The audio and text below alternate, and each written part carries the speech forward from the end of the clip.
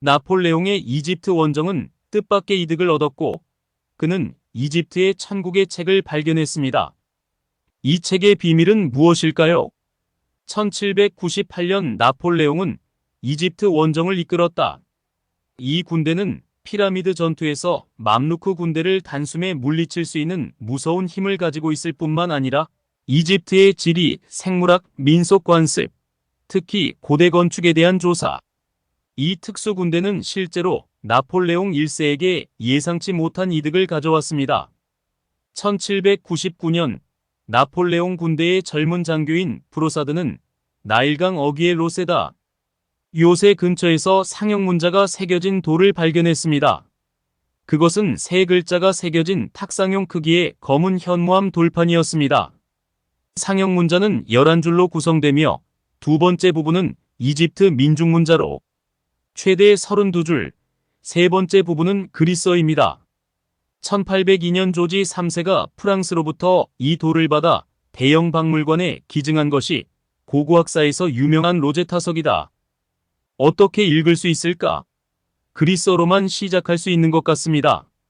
그 당시 이집트 상형문자는 죽은 문자가 되어 있었습니다. 기원전 50년경 로마인들이 이집트를 침공하기 시작했습니다. 기원전 30년이 되어서야 이집트는 마침내 로마에 정복되고 합병되었습니다. 로마인들은 정복된 나라의 문화를 보호하기보다는 적대적이고 무관심했습니다. 로마인 이후 아람인과 투르크인이 잇따라 이집트를 점령했습니다. 예배와 신앙의 제한으로 인해 피라미드와 신전 등 장엄한 지상 건축물을 제외하면 고대 이집트의 역사와 문화는 점차 잊혀져 가는데 18세기에 이르러 이집트 상형문자는 완전히 죽은 글자가 되어버렸다. 로제타 스톤은 문을 여는 비밀 열쇠인 것 같습니다. 왜냐하면 비석에 있는 그리스어 본문을 식별할 수 있기 때문입니다.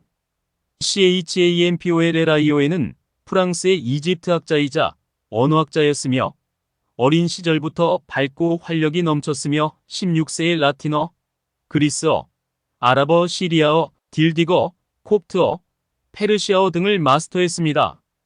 언어 재능이 풍부합니다. 19세에 그는 그르노블 대학교 학술위원회의 회원이 되었습니다. 이집트에 대한 그의 관심은 형의 영향으로 어릴 때부터 고대 이집트 문학을 공부하기 시작했습니다. 나중에 그는 로제타 스톤의 사본을 입수하고 연구에 전념했습니다. 그의 첫 번째 임무는 왕과 왕비의 이름인 프톨레마이오스와 클레오파트라의 상형문자 텍스트를 해독하는 것이었습니다. 이 이름은 부분적으로 그리스어로 확인되었습니다. 1단계 타원형 외곽선으로 둘러싸인 다른 왕들의 이름과 비교하여 그 안의 모든 상형 문자에 대한 표음 기호를 식별합니다. 이 텍스트의 다른 부분은 콥트어의 유사한 단어에 대해 알려진 표음 기호와 비교할 수 있습니다. 연구 결과는 사람들을 놀라게 했습니다. 이집트 문자에는 표의 문자 구성 요소뿐만 아니라 발음도 포함되어 있는 것으로 나타났습니다. 예를 들어 집의 이미지는 소리피를, 손의 이미지는 소리디를, 올빼미의 이미지는 소리 M을, 닭의 이미지는 소리 W를, 물결의 이미지는 소리를 나타냅니다. 등의 소리가 납니다. 샹폴리옹은 이 작업에 성공한 뒤 두 차례에 걸쳐 검사를 위해 해외로 나갔다. 1826년에 그는 이탈리아 박물관의 이집트 문화유물 컬렉션을 방문하여 18만 2829년에 고대 이집트 건축에 대한 첫 조사를 했습니다. 1. 상형문자 비문의 체계적인 조사. 샹폴리옹은 이집트학 연구 분야에 뛰어난 공헌을 했습니다. 1826년에 그는 루브르 박물관의 이집트 고대 유물 컬렉션 관리자로 임명되었습니다. 프랑스 아카데미 회계학 교수 시험. 하지만 과로로 인해 안타깝게도 1년 뒤 젊은 나이에 세상을 떠났습니다. 후계자들의 노력 덕분에 오늘날 사람들은 고대 이집트어와 문자를 완전히 익힐 수 있게 되었습니다. 그러므로 이집트 역사 속에서 각 왕조의 시작과 끝, 각 파라오의 대략적인 통치 시기를 확인할 수 있고 당시 이집트인들의 생활 풍습과 종교적 신념을 이해할 수 있다. 그들의 시와 아름다운 기사를 감상해 보세요. 상형문자는 해독되었지만 또 다른 미스터리가 뒤따랐습니다. 사람들은 묻지 않을 수 없습니다. 문자의 발전은 일반적으로 그림 문자, 표의 문자, 음성학 등 여러 단계를 거칩니다. 이집트 상형 문자가 왜 이렇게 일찍 알파벳 문자로 등장했을까요? 의미와 발음 모두에서 그들의 글쓰기는 어떻게 그렇게 고도로 발전된 수준에 이르렀습니까? 이 단어들은 누가 만들었나요? 이집트에는 지금까지 우리에게 알려지지 않은 선사시대 문명이 아직 남아있는 걸까요? 여름 복날에는 간에 영양을 공급하고 간혈을 보충하여 1년 내내 건강하게 지내세요. 여름의 복날에는 더위를 식히는 방법에만 집중하는 사람들이 많지만 이때도 간을 관리하는 중요한 시기임을 간과하는 경우가 많다. 인체의 중요한 기관인 간은 많은 주요 기능을 수행합니다. 이 특별한 계절에 간을 잘 관리하고 간혈을 보충하면 1년 내내 우리 건강에 든든한 기초를 다질 수 있습니다. 1. 간혈을 보충하기 위해 여름 계기일에 간을 먹어야 하는 이유는 무엇입니까? 여름철 복날에는 기온이 높아 몸의 신진대사가 빨라져 간의 부담도 늘어난다. 또한 더운 날씨는 사람을 쉽게 짜증나게 하고 기분의 급격한 변화는 간 건강에 극도로 해롭습니다. 또한 여름에는 밤늦게까지 자지 않고 찬 음료를 마시거나 바비큐를 먹는 것을 좋아하는 경우가 많습니다. 이러한 나쁜 생활 습관과 식습관은 간을 손상시킬 수 있습니다. 간은 혈액을 저장하는 기능을 갖고 있는데 간혈이 부족하면 현기증, 시력, 상실, 팔다리 마비 등의 증상이 나타날 수 있다. 계기일 동안 간을 좋게 유지하고 간혈을 보충하면 간의 해독 기능을 강화하고 신체의 면역력을 향상시켜 다음 날에도 좋은 건강을 유지할 수 있습니다. 2. 여름 계기일 동안 간에 영양을 공급하고 간혈을 보충하는 방법. 다이어트 컨디셔닝. 마이너스 녹색 채소를 더 많이 섭취하세요. 시금치, 샐러리, 브로콜리 등 녹색 채소는 간에 들어가서 간 기의 순환과 신진대사를 돕고 간 해독을 촉진합니다. 마이너스 간세포를 복구하고 간 기능을 향상시키는데 도움이 되는 생선, 닭고기, 달걀, 콩 등 고품질 단백질을 보충하세요. 마이너스 간 영양식품을 섭취하세요. 구기자, 붉은 대추, 용안, 돼지. 간 등 간 혈액에 영양을 공급할 수 있습니다. 정규 일정. 마이너스 일찍 자고 일찍 일어나기. 여름 개날에는 낮이 길고 밤이 짧지만 간이 충분한 휴식을 취할 수 있도록 밤 11시 이전에 잠들도록 노력해야 합니다. 마이너스 적절한 낮잠. 점심시간에 2030분 정도 낮잠을 자면 기력 회복에 도움이 되고 간의 부담을 줄이는 데 도움이 됩니다. 적당한 운동. 마이너스 걷기, 요가, 태극권 등 가벼운 운동을 선택하고 더운 계절에는 열사병을 예방하기 위해 격렬한 운동을 피합니다. 마이너스 운동 시간. 이른 아침이나 저녁이 더 적합하며 운동 강도는 약간 땀이 날 정도로 하는 것이 좋습니다. 감정을 조절하다. 마이너스 평화로운 마음 유지. 분노와 우울함을 피하고 음악 감상, 독서, 여행 등을 통해 긴장을 풀어주세요. 마이너스 다른 사람과 소통하기. 친척, 친구와 대화하여 내면의 압박감을 해소하고 나쁜 감정으로 인한 간의 손상을 줄이세요. 3. 주의사항. 1. 과도한 음주는 피하세요. 술은 간에 큰 손상을 줄 수 있습니다. 특히 여름철 계기에는 음주를 자제해야 합니다. 2. 생음식과 찬 음식의 섭취를 줄이고 찬 음료수를 과도하게 섭취하는 것을 줄이십시오. 생과일과 야채는 비장과 위에 손상을 주고 간의 카타르시스 기능에 영향을 줍니다. 3. 주의해서 약물을 사용하십시오. 많은 약물은 간에서 대사되어야 합니다. 약물을 사용할 때는 의사의 조언을 따르고 자가 약물 치료를 피해야 합니다. 여름의 개날은 덥지만 간에 영양을 공급하는 황금기이기도 하다. 이 기회를 잘 활용하여 식단, 일과 휴식, 운동과 감정 등 여러 측면에서 간을 잘 관리하고 간혈을 보충한다면 우리 몸에 꾸준한 활력을 불어넣어 우리 모두의 건강을 지켜줄 수 있을 것입니다. 1년 내내. 이번 여름에는 조치를 취하고 간을 세심하게 보살피도록 합시다. 미국이 영국 식민지였을 때 미국 달러를 사용했나요? 미국 달러는 세계에서 가장 중요한 통화입니다. 대부분의 국가에서는 국제 무역을 위해 미국 달러만 허용합니다. 따라서 미국 달러는 의심할 여지 없이 세계에서 지배적인 통화입니다. 그러나 여기서 문제가 발생합니다. 달러가 발명되기 전 혹은 미국이 영국의 식민지였을 때 북미 사람들이 사용하는 화폐는 무엇이었을까요? 원래 북미에 살았던 사람들은 인디언들이었기 때문에 농업 문명도 없었기 때문에 당연히 화폐가 필요하지 않았습니다. 1620년 메이플라워가 영국 이민자들의 첫 번째 그룹을 북미 대륙으로 실어 나르고 나서야 북미 대륙의 새로운 장이 열렸습니다. 북미에 처음 온 사람들은 가난한 사람들이었습니다. 가지고 다니는 짐과 소지품 외에는 다른 재산이나 돈이 거의 없었습니다. 게다가 아직 대규모 금은 광산도 발견되지 않았기 때문에 시장에 유통되는 화폐는 극도로 부족합니다. 게다가 처음 북미에 도착했을 때는 아무것도 없었고 영국에서 많은 물건을 구입해야 했고 이로 인해 영국으로 화폐가 유입되면서 북미 대륙의 화폐는 점점 부족해졌습니다. 그러나 시간이 지나면서 북미 대륙도 많은 제품과 서비스를 만들어낼 수 있다. 당시에는 화폐가 없었기 때문에 북미 경제 발전을 심각하게 방해했습니다. 이 문제를 해결하기 위해 사람들은 물물 교환이라는 가장 원시적인 방법을 채택해야 했습니다. 이후 수용도가 높은 일부 품목은 화폐가 아닌 화폐로 사용되기도 했다. 예를 들어 동물 가죽, 조개 껍질, 담배, 쌀, 밀, 옥수수 등이 있습니다.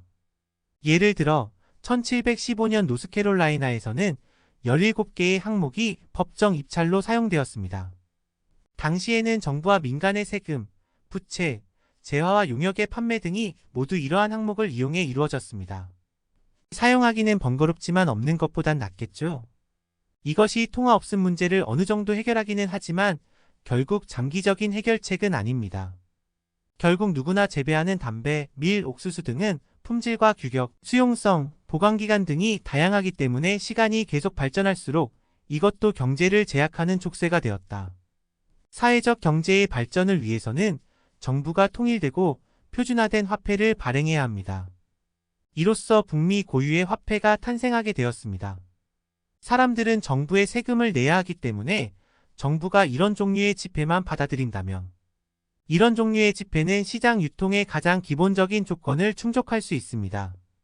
화폐가 대규모로 유통될 수 있게 되면 사회적 경제가 급속히 발전할 수 있고 상품 무역도 점점 더 활발해질 수 있습니다. 북미 경제가 계속 발전하면서 뒤따른 것은 미국 독립전쟁이었습니다. 아프리카 유일의 노란색 국가지만 경제 발전이 매우 낙후되어 있습니다.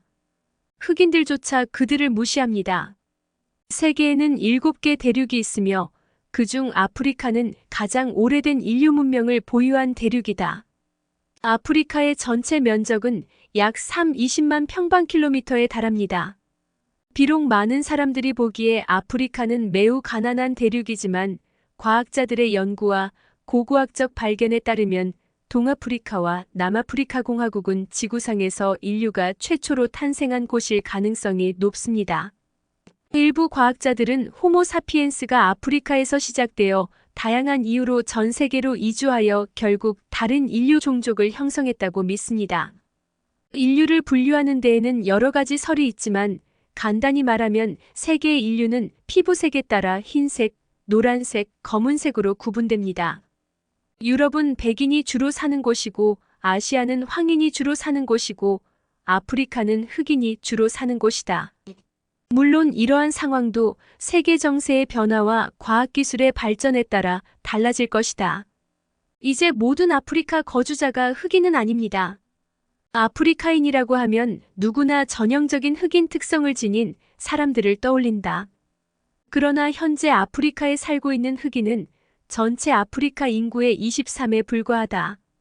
이들 중 대부분은 사하라 사막 이남의 아프리카에 분포하고 나머지 13은 백인과 황인종으로 구성되어 있다.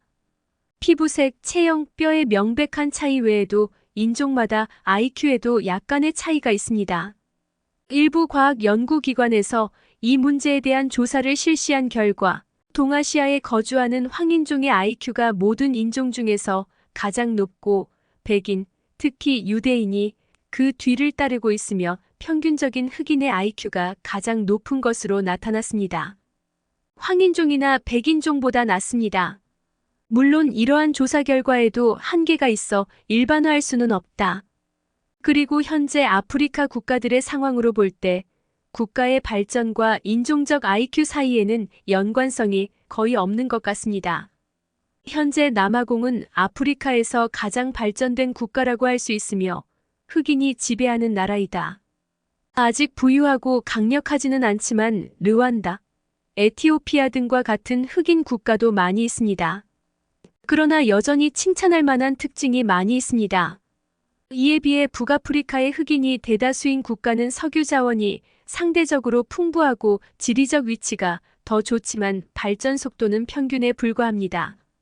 마다가스카르는 아프리카의 유일한 황색 국가이지만 세계에서 가장 빈곤한 국가 중 하나입니다. 지금까지 이 나라는 여전히 빈곤선에서 어려움을 겪고 있으며 전반적인 국력 수준은 많은 흑인 국가보다 나쁩니다. 여기에는 세 가지 주요 이유가 있으며 그중 어느 것도 실제로 소위 IQ와 관련이 없습니다.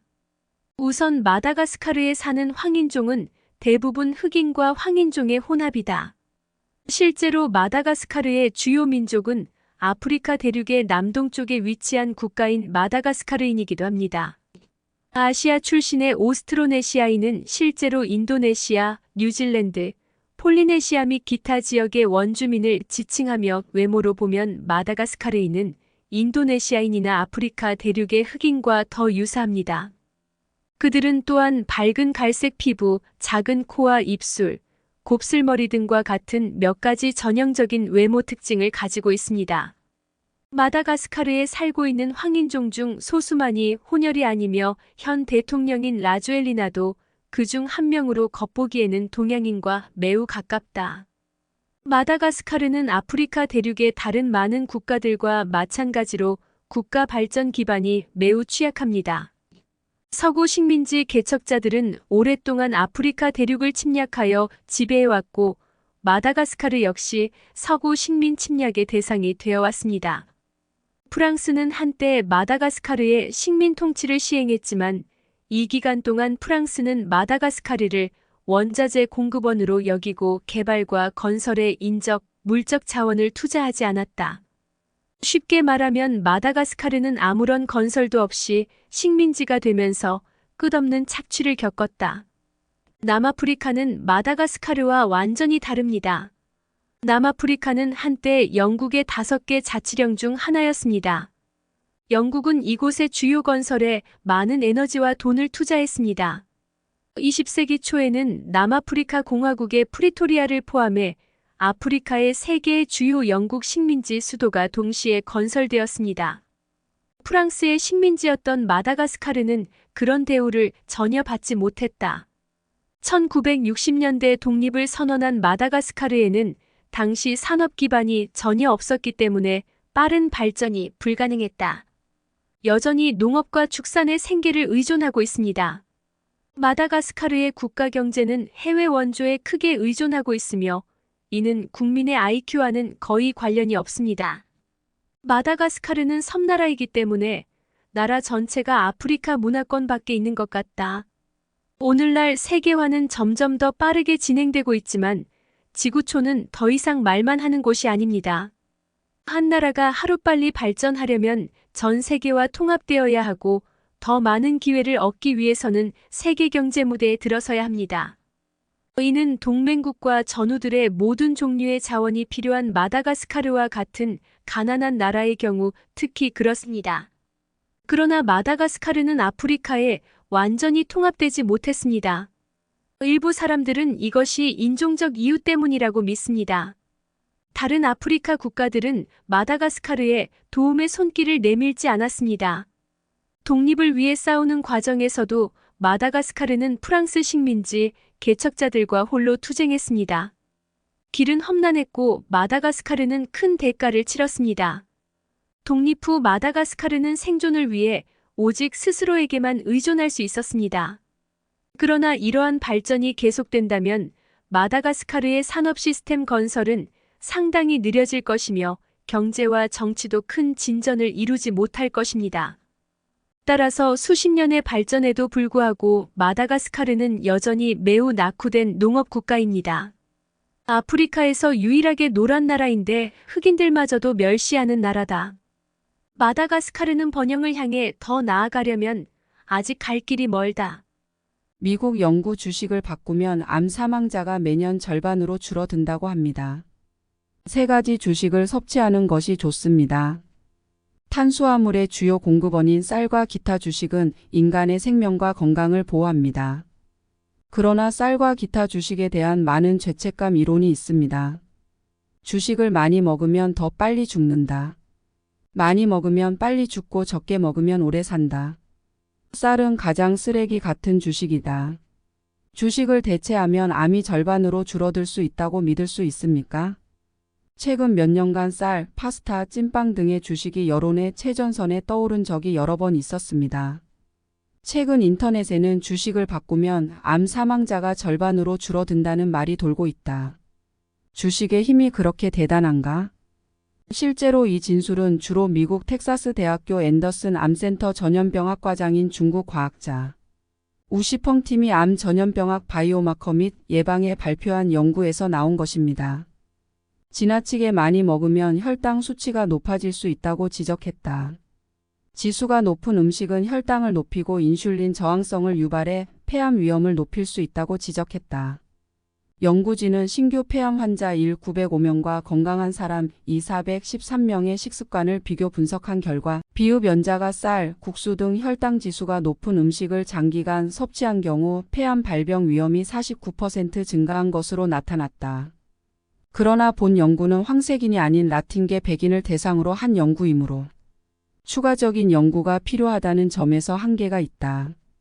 주식을 많이 먹으면 빨리 죽는다. 쌀이 최악의 주식인가? 주식을 더 많이 먹으면 더 빨리 죽는다는 것은 근거가 없습니다. 2018년 발표된 연구에서는 4,564세 대상자 15명 이상을 대상으로 주식과 사망 위험의 상관관계를 분석한 결과 주식 섭취량이 70%를 초과하거나 그 이하일 경우에 해당되는 것으로 나타났습니다. 40%보다 높으면 사망 위험이 높아집니다. 즉, 주식을 너무 많이 먹거나 너무 적게 먹으면 수명이 단축됩니다. 쌀이 최악의 주식이라고 생각하는 사람들은 실제로 쌀을 너무 많이 먹으면 혈당이 올라가고 당뇨병의 위험이 높아질 수 있다고 생각합니다. 하지만 쌀, 파스타, 찐빵 등 정제된 곡물은 모두 비슷한 공통적인 문제를 안고 있습니다. 정제된 곡물을 너무 많이 섭취하면 3가지 주요 위험이 발생할 수 있습니다. 우선 살이 찌기 쉽습니다. 쌀, 파스타, 찐빵 등 정제된 곡물을 인체에 섭취하면 소화 흡수가 빨라 포만감을 느끼기 쉽고 과식하기 쉬워 비만의 위험이 높아진다. 둘째, 혈당 지수가 너무 높아져 다양한 질병의 위험이 높아질 수 있습니다. 쌀, 국수, 찐빵과 같은 주식은 모두 혈당 지수가 높은 식품입니다. 장기간 과도하게 섭취하면 당뇨병, 심혈관 및 뇌혈관 질환, 암 및 기타 여러 질병의 위험이 증가합니다. 마지막으로 곡물은 인체에 필요한 식이섬유, 비타민, 미량원소가 풍부한 반면 정제 곡물은 단일 영양 성분으로 건강상의 이점이 적습니다. 주식을 먹는 것은 위험이 너무 많기 때문에 주식을 완전히 피할 수 있다는 의미입니까? 이것도 신뢰할 수 없습니다. 중국 농업대학교 식품영양공학부 판지훈 교수는 오랫동안 주식을 먹지 않으면 저혈압, 고요산혈증, 신장결석, 전해질 장애, 골다공증, 케토시스, 부정맥, 피로 등이 발생할 수 있다고 지적했다. 등을 유발할 수 있으며 인슐린 분비를 억제하고 당뇨병 위험을 증가시킬 수도 있습니다. 과학적 다이어트는 탄수화물을 완전히 거부하는 것이 아니라 적당하고 균형 있게 섭취하는 방법을 배우는 것입니다. 주식을 더 건강하게 먹는 방법은 4가지 팁 공유. 중국인의 주식에 대한 사랑은 그들의 유전자에 새겨져 있습니다. 주식을 전혀 먹지 않는 것은 건강에도 과학적이지 않습니다. 하지만 어떻게 하면 주식을 더 건강하게 먹을 수 있을까요? 다음 몇 가지 팁을 공유해 보세요. 1. 주식의 다양화. 많은 사람들이 밥, 파스타, 찐빵 등 한 가지 주식만 먹는데 익숙합니다. 그러나 정제된 곡물 하나만 먹는 것은 건강에 좋지 않습니다. 일부 주요 식품을 대체하는 데 사용하십시오. 통곡물. 미세한 가공을 거치지 않고 곡물을 그대로 유지하는 곡물은 실제로 기장, 흑미, 보라색 쌀, 옥수수, 기리, 메밀, 키노아, 보리, 불가, 호밀 등과 같이 우리가 종종 거친 곡물이라고 부르는 것입니다. 통곡물에는 식이섬유가 풍부해 포만감을 높이고 위장 운동성을 촉진하며 변비 개선, 체중 조절, 장 질환 위험 감소에 도움을 줄 수 있다. 감자들. 감자, 고구마, 참마, 아티초크, 카사바 및 기타 궤경에는 전분이 풍부할 뿐만 아니라 식이섬유, 비타민 및 미네랄이 풍부하여 일부 주요 식품을 대체하는 데 적절하게 사용하면 포만감을 높이고 혈당 균형을 맞추는 데 도움이 될 수 있습니다. 체중 조절 등. 각종 콩. 잡두라 함은 황콩, 녹두, 검은콩 이외의 콩을 말하며 팥, 녹두, 완두콩, 눈썹 강낭콩, 누에콩, 강낭콩, 병아리콩 등을 말한다. 잡두에는 전분, 단백질, 식이섬유, 비타민, 미네랄이 풍부하고 지방 함량이 매우 낮아 체중 조절, 혈당 안정, 심혈관 질환 위험 감소에 도움이 됩니다. 2. 매끼니 야채. 오늘날 사회가 발전하고 발전함에 따라 많은 사람들이 1년 내내 신선한 야채를 먹을 수 있습니다. 시금치, 녹색 야채, 유채, 콜리플라워 등과 같은 어두운 야채를 더 많이 선택하고 다양한 야채를 함께 먹는 것이 좋습니다. 3. 매일 과일. 과일에는 다양한 비타민, 미량 원소 등이 함유되어 있어 계절에 맞는 신선한 과일을 선택하고 다양한 종류의 과일을 더 많이 섭취하는 것이 좋습니다. 4. 튀긴 음식을 먹지 마세요. 튀긴 반죽이나 찐빵 조각과 같이 튀긴 음식을 덜 섭취하십시오. 고온에 튀긴 음식은 암 발병 위험을 증가시키는 아크릴아마이드를 생성할 수 있습니다. 주식은 인체에 탄수화물과 칼로리를 공급하여 인체의 정상적인 활동을 보장할 수 있습니다. 다만 주식은 매 끼니마다 야채를 매일 과일을 섭취하는 등 주식을 다양화하고 튀긴 음식을 먹지 않도록 노력하는 것이 좋습니다.